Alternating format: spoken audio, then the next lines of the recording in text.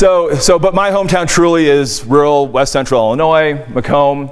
I was coached by great people where distance running was just not a thing. You know, I mean, my freshman year, we had 7 kids on the team. I was by far the fastest one of them. No, I'm sorry. Freshman year, there were 5 on the team. If anyone was sick, we couldn't score. Sophomore year, we got to 7, and then we were able to, if someone was sick, score. The girls was a combined program. The girls didn't have a full team until I think my junior year. You know, but they were really great people who coached me. I mean, I still am in contact with them. I like them very much. But I kind of was a guy who really loved to run. I had really supportive parents who did a lot of research themselves to try to help me figure it out. I was a student of the sport really early on to try to figure it out. I worked really hard all the time. I really thought I would be a Division I athlete. That was what I believed.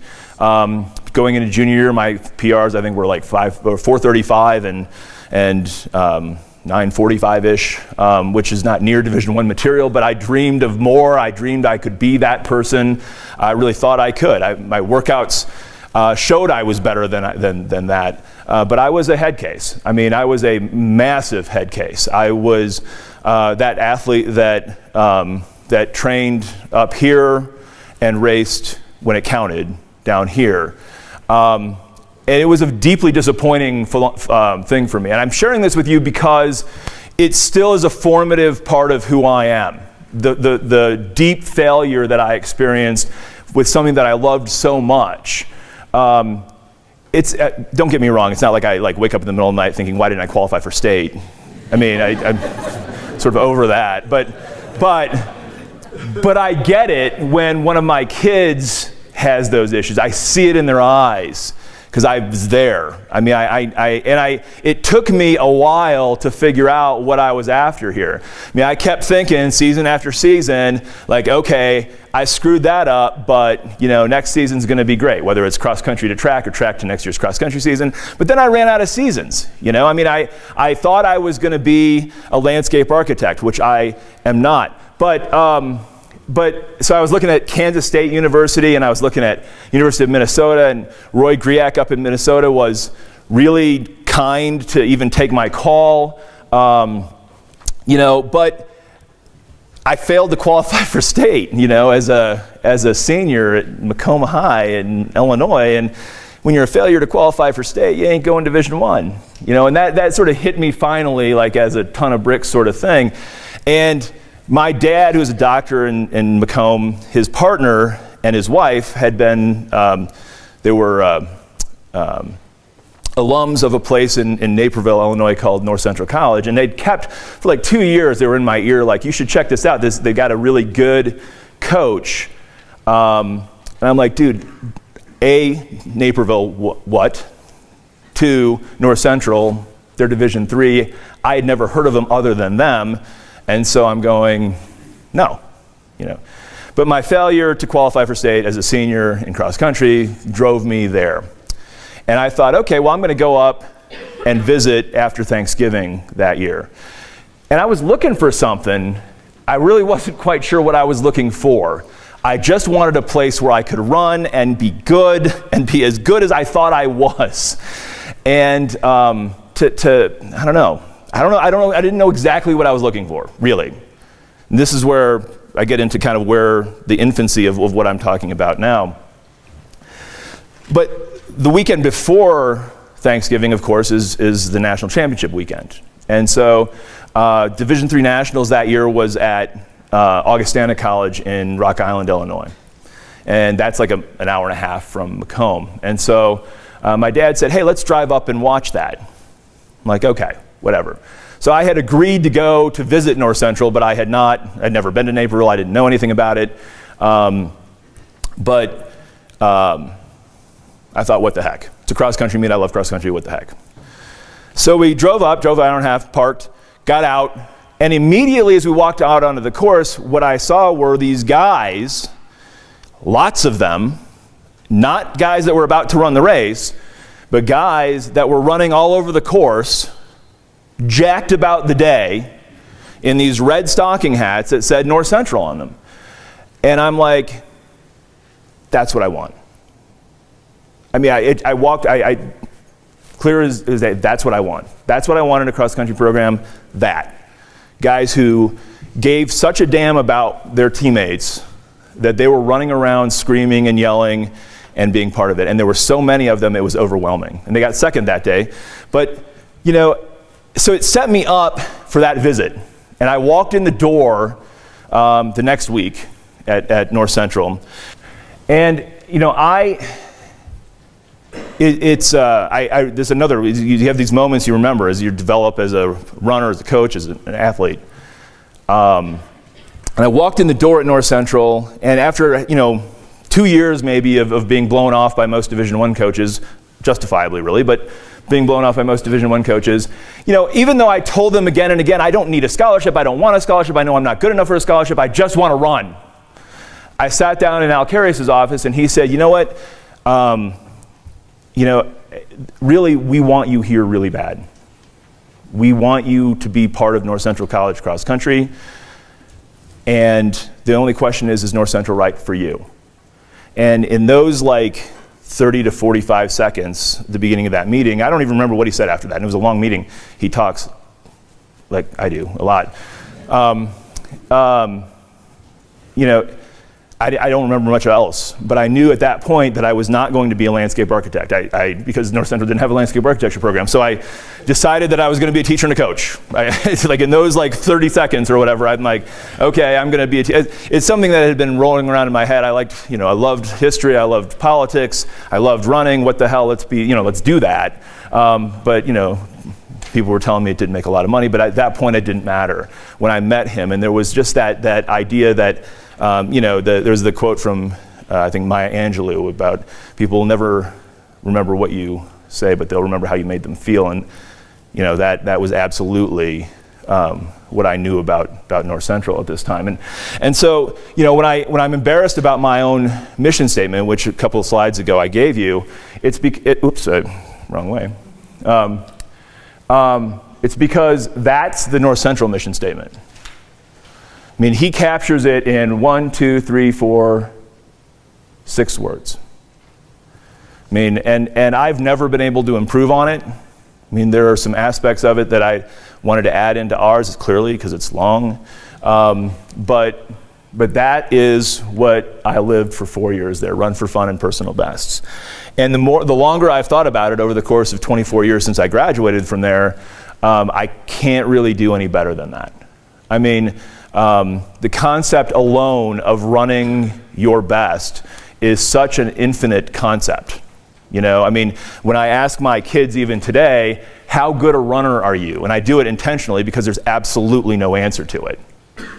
Right? I mean, you're not like an A runner or a B runner or a C runner. I mean, there's no answer to that. I'm a 68 or whatever. I mean, there's not an answer to that. How good a runner are you? You can give me your times, but I don't know what that means exactly.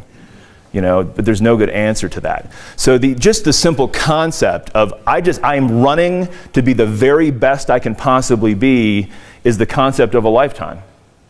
You know, and that is the culture that was built at North Central College. And I mean, the guys that I ran with for 4 years, I mean, I just went hiking in the whatever you call it, mountains. Yesterday, I about died because apparently the altitude has some issue. But I went with 3 guys I hadn't seen in 20 years that I ran with at North Central. I hiked with yesterday, and it was like we just picked up right where it left off. I mean, it was that sort of a family environment that we all, I mean, we at some level probably have in our programs, and we want to cultivate. But there was evidence of that yesterday as I went hiking in the mountains and had brunch with those guys and picked up right where we left off 20 some years ago. And so, you know, the fun part of that's the fun part of that, right? I mean, you create an environment where everybody's on fire to get better. Everybody's on fire to be the best that they can be. I mean, Al used to say when I came in, you know, if you can give me 5 440 milers that really love to run and want to really get better, we can make a national championship team out of that. And in that are the answers to several questions that I put up there for a few slides ago. How do kids develop? Can you make a 440 miler into somebody that can break 25 minutes for 8K? The answer, according to Al, yeah, you can. And by the way, I was one of those guys. I broke 25 minutes for 8K. And it was awesome. My PR for 8K is 24:54. That's not going to get you into the Olympic trials or anything like that. But I was part of 2 national championship teams doing that. Al's training's deceptively simple. He's a Lydiard guy. We ran long runs. We ran 2-hour long runs. We ran, threshold work on Monday that was not particularly well monitored in terms of exactly how far it was, and sometimes it was probably not threshold work. It was probably VO2 max work. But in retrospect, I think back and I'm like, okay, what did but we just ran a lot, and we liked to do it, and we learned how to race intelligently. We ran really smart races. We understood how to pace really, really well. We understood how to, and this was probably the biggest genius of all of it, we understood how to be in the moment. We understood how to have fun at competition. We understood how to be our best when our best is necessary.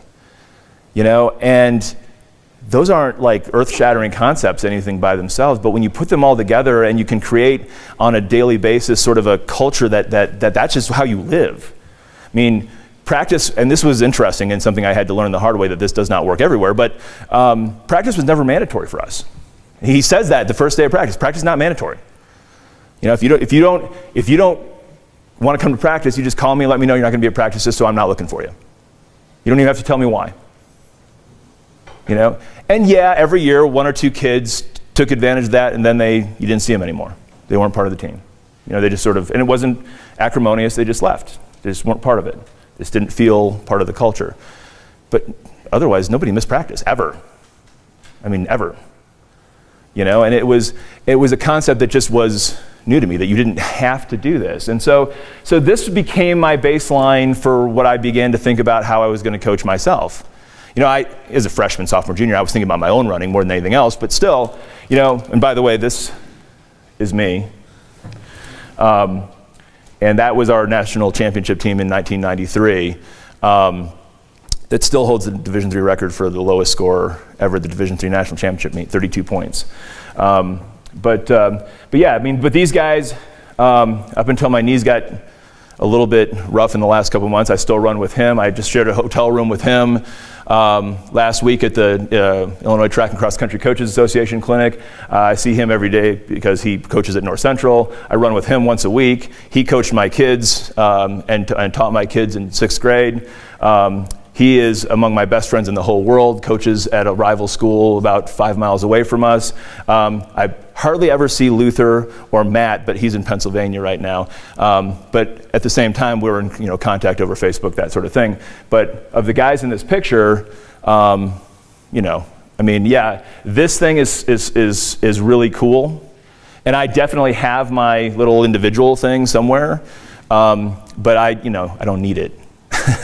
I don't need the plaque for that. The fact of what we were able to do together. And this is not my team, but this is what they look like. If you've never been to a national championship meet at North Central, Division III national championship meet, if you're not a North Central guy, I'm sure you find this annoying, but I don't care. I'm